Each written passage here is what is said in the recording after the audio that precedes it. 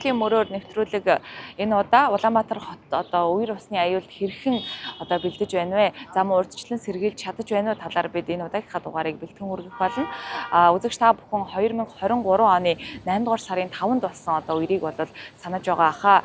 За тэгвэл манай сэтгүүлч Досон Баянзүрх дүүргийн 21-р хорооны одоо нутаг дэвсгэрт бодит байдал ямар байгаа талаар сурвалжлага бэлтгэн хүргэх болно. За мөн үүний дараа бид холбогдох албаны хүмүүсээс одоо бас мэдээллүүд авах болно. Ингээд манай нэвтрүүлэгтэй хамтдаа байгаарай.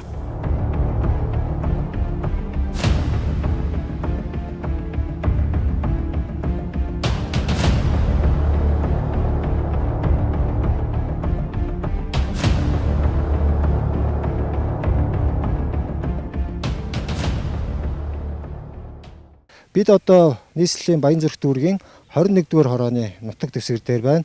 Учир нь юу вэ гэхээр 2023 оны 8 дугаар сарын 5-нд нийслэлд орсон их хэмжээний усрахаг борооны улмаас одоо Баянзүрх дүүргийн 21-р хороонд буюу одоо яг энэ Жамсран уулын одоо энэ уулнаас одоо урссан үерийн ус одоо миний энэ ард байгаа энэ жалгаар болоод дамжаад одоо энэ тухайн хорооны иргэд бол одоо энэ үер усанд автсан ийм харамсалтай үйл явдал болж байсан.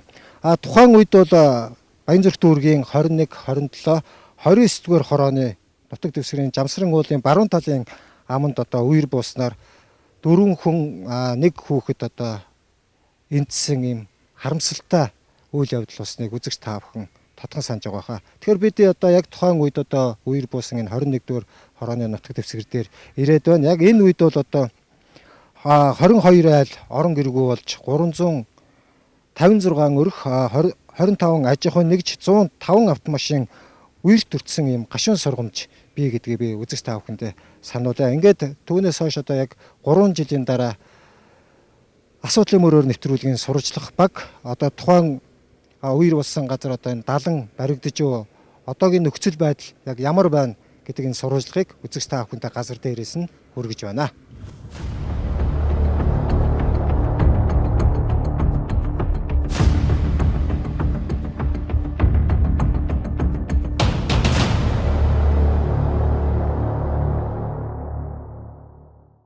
Би 2023 онд яг 8 сарын одоо 7-ны өдөр энд ирж сурвалжлага бэлтгэж байсан. Та бүхнийг одоо Баянзүрх дүүргийн 21-р хорооны 12-р хэсгийн ахлагч булган цацрал тийм ээ уулзуулъя. Тэгээд одоо тэрнээс хойш 3 жил өнгөрсөн байна тийм ээ.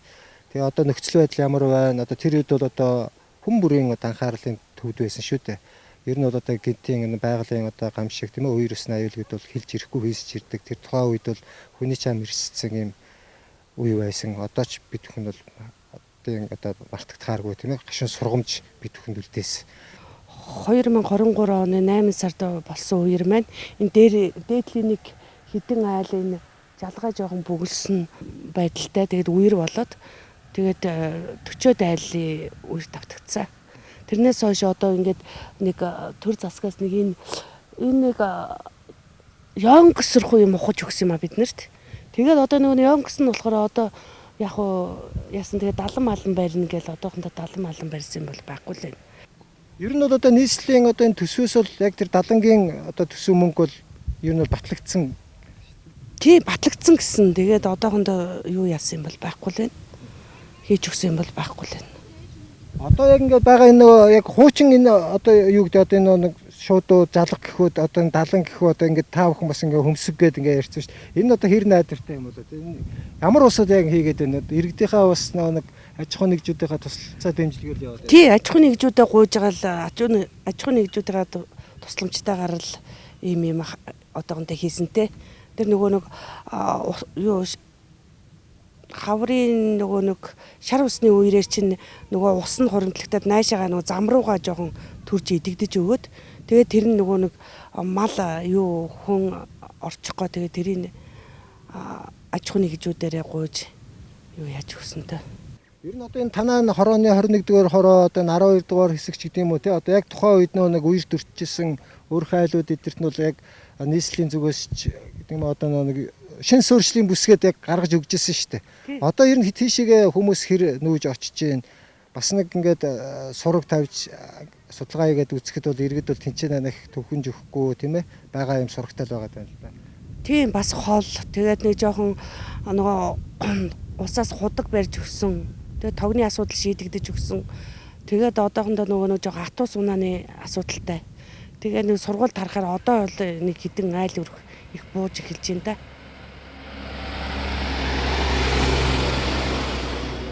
Хальсан ус нь наашаага яах юм бол энэ чинь ялгаагүй л идэгдэн л гэсэн үг л те. Ер нь нэг төр зур арга цаах байдлаар Тий төр зур арга цаах байдлаар л ерөнхийдөө байж байгаа шүү дээ. Хүчтэй бороо аадранд бол одоо энэ юу н дүүрэл наашаа гарах юм бол тэгэл бас л хэцүүтэй. Ер нь тэгээд зөвхөн одоо юу гэдэг их хэмжээний бороо ус буугаагүй зур одоо шар усны одоо юу гэдэг чинь үерэлгээл ярьдэн чинь тэгэхэд л ингээл дүүрчиж байна. Тий сая хаврын байдлаар бол шар усны юугаар бол дүүрж ил шүү дээ. Тэгээ буцаад жоохон дүүрээд халихаараа доошоо зам руугаа урсж өгч илээ. Тэгээ энэ үерийн дааланг түрүү жил ингээ ухсан юм аа. Яага ингээ газар ухчаагсаа ингээ үерийн даалан хийнэ гэсэн. Тэгээд одоо болтол за үерийн даалантай болохондоо ашгүй гэдгийгсэн чи одоо болтол нэг ингээд хийгээгүй. Тэгээд хороонд ингээ бид нар хандаад одоо ингээд борооны улирал эхлэх гэж байна. Ингээ энэ чигээрээ байвал хүүхдүүд ингээд айгүй эрсдэлтэй одоо хүүхдүүдийг хичээл сургууль амарчж байгаа болохоор гэд хэлсэн хороо маань ингээд бас юм нэг даалан өндөрлөөд ингээд Хөмсөг хийгээд. Тий хөмсөг хийгээд ийм болгосон. Тэгээд одоо ингээд улс нь болохоор ингээд хийн гिचээд хийхгүй төсөв мөнгө нь бол ингээд батлагдсан гэж байгаа байхгүй. Тэгээ яагаад энэ ажлаа ингээд хийхгүй байгаа юм бэ? Яагаад ингээд иргэдийг хөсөрдүүлээд байгаа юм бэ? Энд одоо ингээд бороо оронгууд ахаад ингээд өнөө маргаашгүй бороо их усрахыг бороо орох юм дахиад нэг ус чи орж ирнэ шүү дээ. Орж ирэхээр тэр усанд чи энэ ухаан эцэн том нөхөнд чи хүүхдүүд ончвол яах юм? Эрсдэлтэй байгаа байхгүй. Хүүхд гэхгүй чи шүн араагаар ингээд зам тавчлаа явж байгаа хүмүүс ч гэсэн унах эрсдэлтэй байхгүй. Тэгэхээр энийг одоо хурдыг хийгээч. Одоо ингээд наадмын урт амралт гээ яваадгүй штэ. Ажил нь ингээд улсын ажил амарсан хойгуур энд юу ч болоо билээ. Тэрийгээ ингээд цаг тухай бүрт нь хийгээ явчих болдгоо юм уу л гэж хэлмээр байна. Ер нь 2003 оны тэр үерээс өмнө бол энэ чинь 2 салаа жалгал байж өнөө байгалийн зөвөр байгалийн жалга. Өмнө 21 оноос эхлээд энэ шороо дууж эхэлсэн ингээд энэ барилгын хог хаягдлууд. Тэгээ энэ жалгыг дүүргээд одоо энэ нэг ногоон тэнд чинь агуулгаагаа энэний эдэд болохоор эний чи бүр дүүргээд ингээд энэ хашаага бүр нуурсан давуулж гарч ирээд болохгүй чи ингэж жалга тагж болохгүй. Наа чи үерийн ус зайлуулах ганцхан хоолой жалга нь энэ шүү дээ гэсэн чи тэгээд үе ахад голцоо тавьчих хоолой тавьчих гэж байгаа тэгээд тэгээд тэрнээс л болж л үер болсон байхгүй. Эний чи бүр жалга дүүрээд. Тэгээд үерийн дараа болохоор чи ний чин тэгээд нөгөө айл өчнөө хоолой айлгантэн хохироод ирэнгүүт л буцаа жалгыг ухаад л тэгээ даалан шууд байна гэсэн чи одоо тэрнээс одоо 3 4 жил тэгээд ямар ч байрсан юм байхгүй. Гадрын гэлтгээ нэгэн журмаар гарна гэсэн чи одоо гаргаж өгч өгдөггүй. Үерийн яам гэдэг бид нар ч одоо ингээд хааж боогоод өгдөг. Бид нар чинь өөртөө бол амьдал одоо үерээс бол хамгаалаад ингээд энэ чинь гадраа бас өндөрлөөл янзлал бас нэг үердээс бас юу уурчихгүй тэгээд амьдал өөртөө амьдрахын тулд юм янзлаад байгаа шүү дээ. 3 жилийн дараа буюу яг тэр үер болсон энэ Баянзүрх дүүргийн 21 дугаар хорондоор ирж одоо нөхцөл байдал ямар байна? Тэр үед одоо далан барин нэгээд одоо албаны хүмүүс бол ярьж байсан. Тэгээд тэрнийхээ бас асуудлынхаа мөрөөр эргээ сурвалжсан. Тэгээд нөхцөл байдал бол одоо газар дээр юм байна. Иргэд бол одоо ийм санал бодолтой байна. Одоо ингээд одоо ингээд тэр гоо жалгыг ингээд маш том ингээд ухсан харагдаж байна. Энэ бол одоо ингээд ухаад ингээд орхичвол маш их хэрэгсэлтэй нь одоо усаар дүүрчвэл одоо саяны иргэний хэлсэнчлэн бага насны хүүхдүүд бол одоо усан живх аюул яг хаяанд маш өндөр байна. Согтуу хөлчөө халамцуу хүн чинчээшээ унаад бас эндчих тийм одоо нөхцөл байдал бол газар дээр бол үнэхээр дүр төрх бол маш хүнд хэцүү харагдаж байна. Тэгээд иргэд одоо хамгийн хүсэж байгаа зүйл гэхээр одоо нийслэлийн төсөөс бол баталсан гэдэг байгаа. Одоо далан барих төсөө нь бол батлагдсан хэдий ч гэсэн одоо барилгын ажил ерөөсөө явагдахгүй байна. Яг ямар шатантай яваа юм болоо. Энийг бас сурвалжилж өгөөч, хариултыг өгөөч гэсэн үгнээс бид бүхэн одоо Баянзүрх дүүргийн 21 дугаар хорооны 12 дугаар хэсгээр ирж одоо сурвалжлага үзэгч та бүхэндээ хүргэж байна. Ингээ бодит байдал бол газар дээр ийм байна.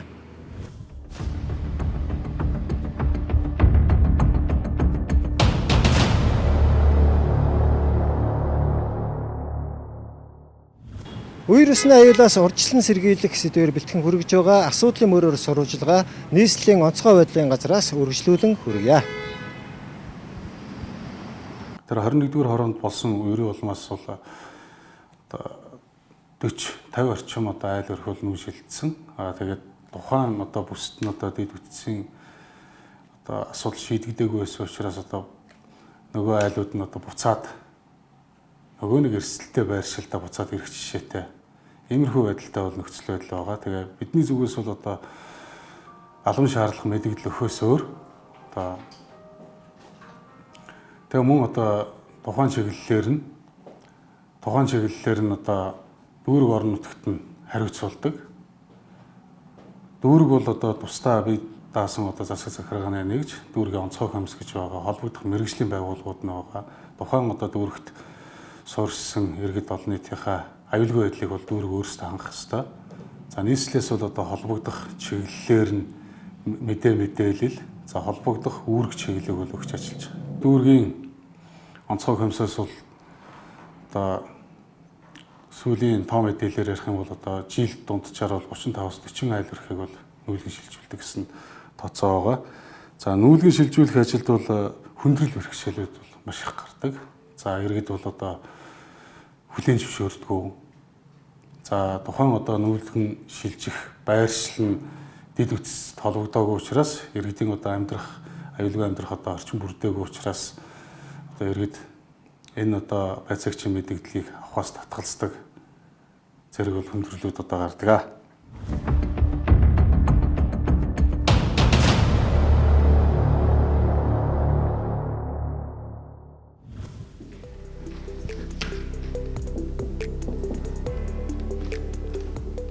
Сайн байна уу? Үндэсний телевизээс явж байгаа асуудлын мөрөөр нэвтрүүлгээс. За, танд өдрийн мэнд хүргэе. За, Улаанбаатарын одоо энэ үер усны үед те хамгийн эрсдэлтэй байршлууд ямар байршлууд байгаа вэ? За, ер нь Улаанбаатар хотод өмнөх жилүүд болсон үерийн үер бол нэг 18 байршилт ер нь үер усны эрсдэлтэй эцэг гэж тодорхойлсон. Үүнээс бол 13 байршлын тодорхой байршлуудыг шийдэж чадсан. Жишээлбэл Вэйс Аутлет хэсэг, мөн Алтай хотхны урдлын Шунхлай колонк, Бар уулын сувгийн нийлэх хэсэг буюу туул гол руу орохын өмнөх хэсэг гэдэг энэ илт одоо сэлб голыг хааж боосон, инженерийн шугамжуулжээ барьсан, хашаалсан энэ хэсгүүдийг бол чиглэлүүд ерөнхийдөө бол тухайн байршлууд дээр бол ажил хийгдэж бол чиглэлтэй ажлыг бол хийж гүйцэтгэсэн. Энэ шугам хоолойны одоо шалгалтыг те хэр хугацаанд ямар давтамжтай байдаг вэ? Зарим нь бол хогоор дүүрсэн ч байдаг юм уу? Ингээд ус урсах юм ч боломжгүй болсон байдаг шүү дээ. Тий. Улаанбаатар хотын хэмжээнд ер нь замталбан борооны ус зайлуулах системийн үзлэг шалгалтыг тогтмол хийж гүйцэтгэдэг. Тэр дундаа жилд 2 удаа хаврын их цэвэрлэгээ, намрын давтан цэвэрлэгээг 2 удаа хийж гүйцэтгэдэг. Манай телевизийн олон нийтийн цаг нэвтрүүлэгт бас 11 дугаар хоороолын иргэд бас холбогдож саналаа хэлсэн байгаа. Тэгээд энэ дэлгэцэн дээр ч гэсэндээ бас гарч илэн л да тий сэлб голын энэ далан бол одоо бас аюулгүй ийм ажиллагаад бүрэн хангаж чадах уу гэсэн ийм асуудлууд бас ирсэн байгаа. За ер нь сэлб гол дээр анх одоо тогтчлолтын юу төршлөг гэвэл одоо яг энэ 100 айлын гүүрний урдл 11 дугаар хоороолын хэсэг байгаа. Энэ маань тухайн үед одоо бас усны барилга боломжийн инженерийн тооцоололоор хийгдээд тухайн үед одоо яг тохируулахдаа 3 шатлалт ийм ус хоримтлуулах, ус нөөцлөх ийм сан байдлаар тохируулах хийж дотор талд нь бас баггүй тогтчлолт хийж бол хүлээлгэж өгсөн байдаг. Манай байгууллагын хувьд бол энэ натурын хэсэг буюу нарны замын гүүрнээс хойш юуны гүүр хүртэл ЮНЕСКОгийн гудамж буюу Дандин сүрэнгийн гудамжны гүүр хүртэл хэсгийг бүрэн тогтчлолттой бас усны барилга байгууламжийн одоо 100 жилд нэг удаа болох тооцоололоор хийсэн үерийн 70 суугтай хамтууд ашиглалтанд оруулахаар ажил явж байна. Ажлын явц бол нэг 70 гаруй хувьтай. Дотор талдаа бол хэдий үер орж ирсэн ч гэсэн хөнгөн байдлаар бас тогтчлт их байдлаар ингээ ажил нь бол нэлээ одоо энэ 7 сарын 10 буюу наадмын өмнө нэг 90 гаруй 100 орчим хувьтай болохоор л ажил нь ерөнхийдөө бол дуусах шатнд явж байна.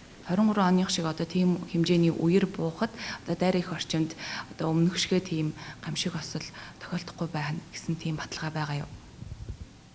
Дайрхийн үертэй холбоотойгоор үерийн араас одоо нөхөн сэргээлтийн ажил, засвар арчлалын ажлууд бол хийгдсэн. Мөн тухайн үер буухад тэр нөгөө жамсруу уулын үер гэж яриад байгаа.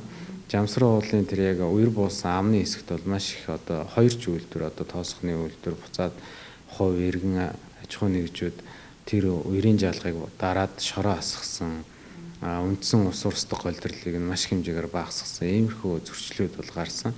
Энийг Баянзүрх дүүргийн газар зохион байгуулалтын алба бол нийслэлийн онцгой байдлын газраас бол газар чөлөөлөх ажлыг бол хийсэн. Мөн дээрээс нь голдрлын сэргээх тэр одоо боосон барилгын хог аял бүх юм нь бол чөлөөлж бол үерийн урс буух тэр амыг бол амны хэсгийг бол бүрэн чөлөөлсөн байгаа. Үүний араас нийслэлийн засаг даргын тамгын газар бол Улаанбаатар хотын захирчийн ажлын албатай хамтраад манай геодезийн барилга боломжийн газар тухайн хэсэгт зурагцлын ажлыг бол хийж гүйцэтгүүлээд тухайн одоо хэсэгт 2 сая метр куб бос хөрөмтлөх сан бүхий 15 км урт одоо үерийн сууг барихаар бол төлөвлөгдсөн. Үүнээс гол суугийн ажил буюу 3.5 км суугийг бол нийслэлийн худалдаа авах ажиллагааны газар дээр бол худалдаа авах ажиллагааг зарлаад гүйцэтгэгчийг сонгон шалгаруулах ажлыг бол зохион байгуулаад явж байна. Яг энэ 3.5 км дээр бол зурагцлыг бол эцслээд магадлалаар оруулаад баталгаажуулсан гэсэн үг. Үлдсэн одоо тэр туслах суугуудын болон үлдсэн одоо зургийн ажлыг бол энэ 8 сарда багтаагаад хийж гүйцэтгүүлэхээр бол холбогдох байгууллагатай хамтран ажиллаж явж байна. Бидэнтэй уулзаж мэдээлэл өгсөн танд баярлалаа. За баярлалаа. Эрхэм үзэгчдээ асуудлын мөрөөр нэвтрүүлэг энэ удаа Геодез усны барилга байгууламжийн газрын ерөнхий инженер Батсайхантай бид уулзаж ярилцлаа. Ингээд нэвтрүүлгийнхаа дараагийн хэсэгт бид ус цаг уур орчны хүрээлэнгийн газраас мэдээлэл хүргэх болно.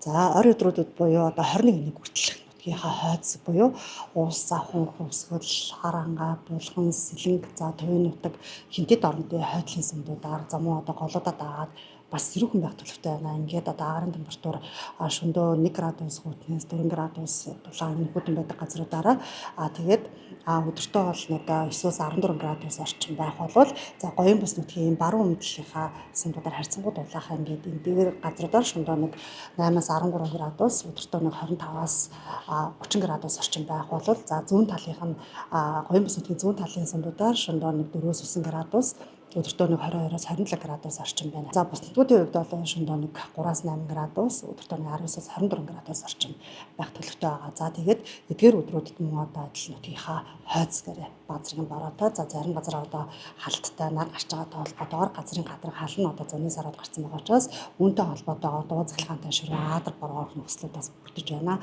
Үүний өмнө одоо ажиллагддаг бас хүчтэй нөөлөг салхи гэж байдаг. Аадар борооны ажиллагддаг. За энэ одоо салхи нь бол маш хүчтэй салхилдаг учраас одоо аялал зугаалгын сарууд эхэлсэн. Тэгэхээр аадар гэдэг маань одоо хол зам гаргаж байгаа хөдөө гадаа зорж байгаа бол энэ бентийн одоо дуу цахилгаантай ширээ аадар бороо аялал цахилгааны айлаас бас сэрэмжтэй байгаарай, сонор сэрэмжтэй байгаарай. Одоо бэлтгэлээ базар гараарай гэж бас дахин зөвлөж хэлье. За 21-дээс хойш одоо 27-ны хүртэл бол харьцангуй бас нийтэд гараа дулаарах төлөвтэй байна. Цаг агаарын мэдээ бол бас өөрчлөгдөх магадлалтай тий. Ерөнхий тооны өмнөөс өөрчлөгдөж эхэлдэг. За манайх бол дээдл нэг 10 хоногоор бол гаргадаг. За энэ дундаа бол хэд богино хугацааны 6 цагаар гаргаж ийн. За мөн 3 цагаар гаргаж ийн 5 хоногийн үржсэн мэдээллүүдийг гаргаж байгаа. Тэгэхээр ард иргэд маань одоо албан ёсны байгууллага за манай байгууллагаас гаргаж байгаа албан ёсны сайтаар дамжуулан цагийн агаарын мэдээллийг өдөр болгон шимжсэн хэлбэрээр хүлээж авч байгаарай гэж хэлье.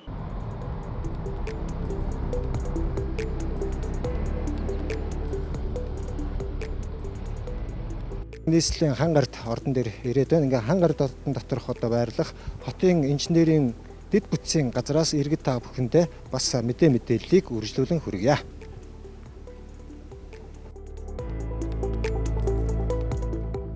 Одоо 2023 оны үерийг одоо хүн болгоны одоохондоо мартаг байгаа. Тэр үед бид нар хотын хэмжээнд нийтдээ нэг 26 хорооны 31.6 мянган айл өрх үерийн тодорхой ийм эрсдэл учирч нийтдээ нийт хүн амын нэг 128 мянган хүн бол энэ тухай үерийн тодорхой нөлөөлөл өртсөн гэсэн тооцоо судалгаа гарсан байдаг. За тухайн үерийн зөвхөн 2 хоногт одоо босон үерээр шууд зардал одоо нийслэлийн ус 5.4 тэрбум. За шууд ус зардал 32.1 тэрбум төгрөг иргэд аж ахуйн нэгж байгууллагад хохирол өчсөн гэсэн тооцоо гарсан байдаг. Тэн дээр бид нар түүнээс хойш ямар ажил хийснийг бол одоо хилтэй хамтаа янз бүрийн асуудал гараад байна. Тухайн үед энэ бол нэг талаасаа бол хот төлөвлөлтийн алдаа байсан.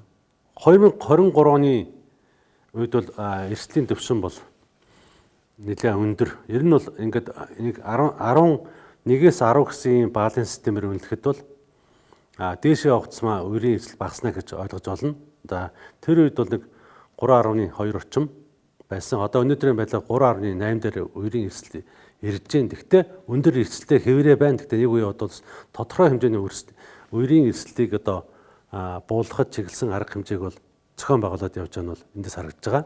За Улаанбаатар хотын хувьд нийт авто замынхаа нэг 18% нь л борооны ус зайлуулах шугамтай. Тэгэхээр цааталт нь одоо авто замын бараг 80% нь бол борооны ус зайлуулах юм төвлөрсөн шугам бол байхгүй байж үзэж болно. Тэгэхээр энэ хэмжээгээр бол борооны ус зайлуулах шугам шилжээний хэрэгтэй шаардлага бол байгаа.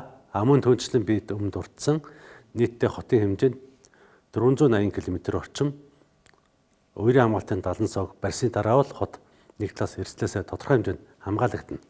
Энэ ямар байгууллаганд барих гэхээр бид нар гачуутаас цаашаа тэрэлжийн орчимч байдаг. Энэ хооронд нэг байршил дээр томоохон усан бомб байна. Усан зогсвор байна. 70 барьна гэсэн үг. Үерийн одоо бэлэн байдал 100 хангацныг бол хангадаагүй.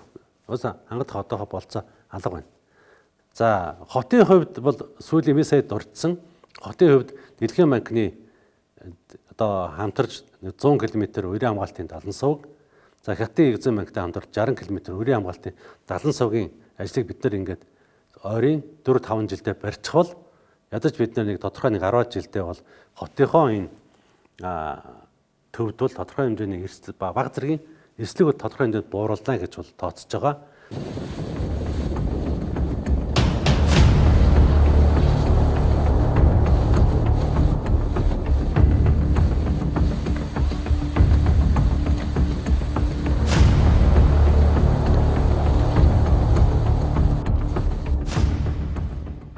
Улаанбаатарын үер бол зөвхөн борооны асуудал биш юм а. Энэ бол хот төлөвлөлт, хяналт, хариуцлагын асуудал юм. Дараагийн Адар бороо орж үер буухад Эрдэнэт хүний амь нас эрсдэхгүй гэх баталгаа байна уу? Бид ер нь үерт хэр бэлэн байна вэ талаар бид энэ удаагийнхаа дугаарыг бэлтгэн хүргэлээ. Дараагийн дугаараар уулзъя.